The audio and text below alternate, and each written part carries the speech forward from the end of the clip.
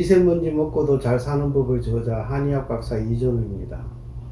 보통 우리가 체질이라고 하면 특히 양방에서는 알레르기성 체질이 있는데 이것은 민감한 약이나 아니면은 알러젠 같은 것을 찾아내서 피하게 하는데 그 목적이 있는 정도지 따로 체질이라고 할 만한 이론이나 이런 것은 없는 것으로 알고 있습니다.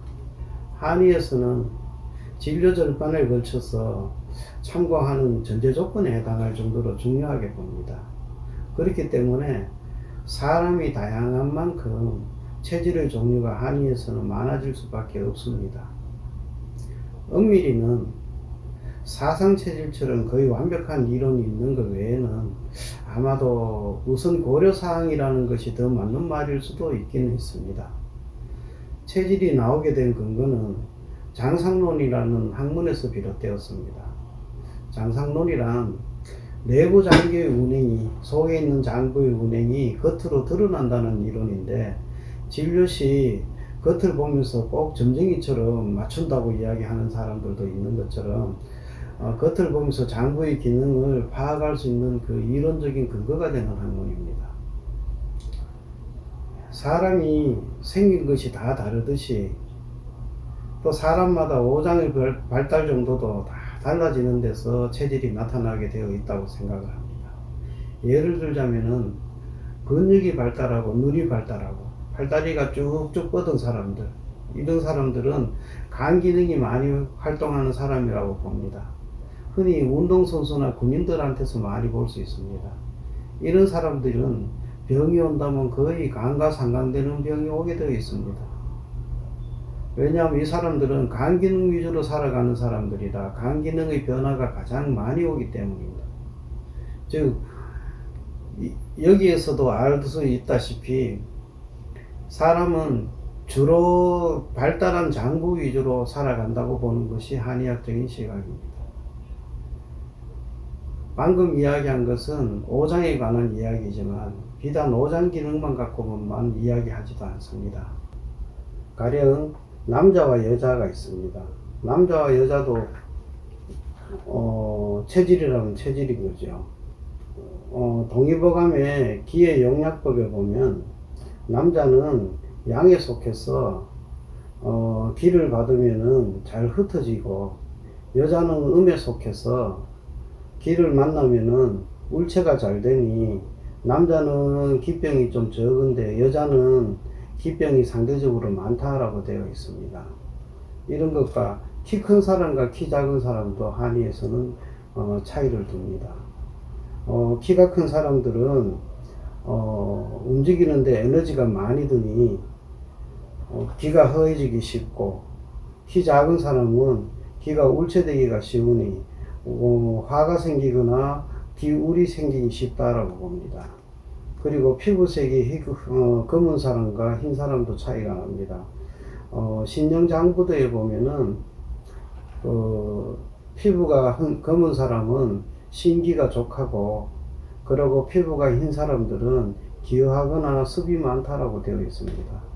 환경도 마찬가지입니다. 동의보감에는 환경에 관한 이야기도 체질처럼 이야기를 해뒀습니다. 습지가 있는 동남쪽에 살고 있는 사람들은 그 환경이 습하기 때문에 밖에서 들어오는 습이 많고, 북쪽에 있는 산지에 사는 사람들은 건조하기 때문에 밖에서 들어오는 습은 적지만 음식이나 이런 거 습병이 만날 있다면 음식이나 이런 거로 인해 가지고 습병이 잘 온다고 되어 있습니다. 소인과 노인도 마찬가지입니다. 소인은 양기가 유해해서 서댕이 질주라 잘 움직이고 잘 달린다고 되어 있으며, 노인들은 음이 부족해서 나이가 든다는 것 자체가 혈이 쇠하는 것으로 보고 있기 때문에 벌써 노인은 바닥에 혈이 쇠하다는 것을 전제하고 있습니다.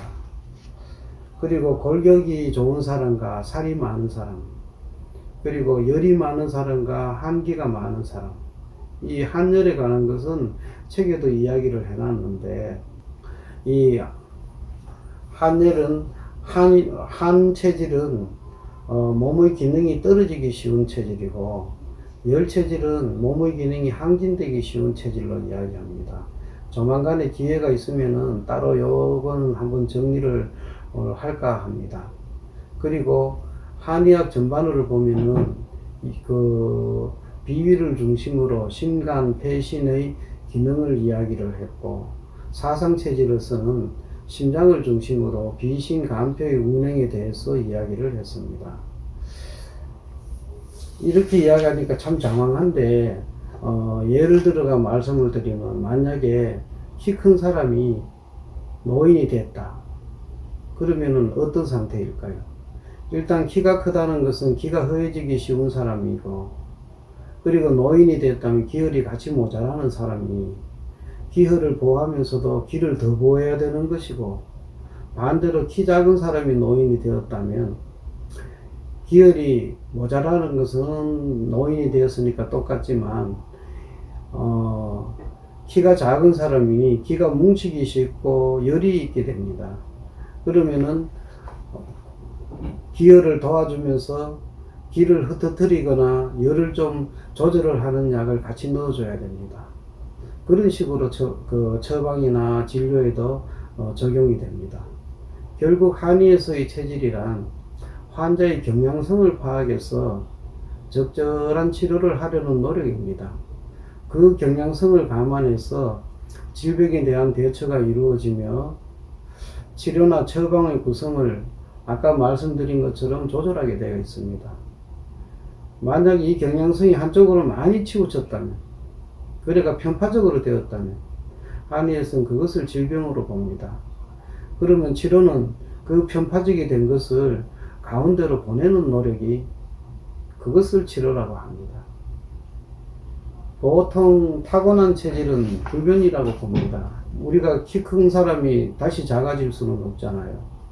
그리고 키 작은 사람이 다시 커질 수는 없고, 그런 것처럼 불변이라고 봅니다만, 간혹 극심한 다이어트나 그러고 힘든 생활고를 오래 겪거나, 그리고 아주 큰 질병 이후에는 그거로 인한 증세에 변화가 오는 경우가 있습니다.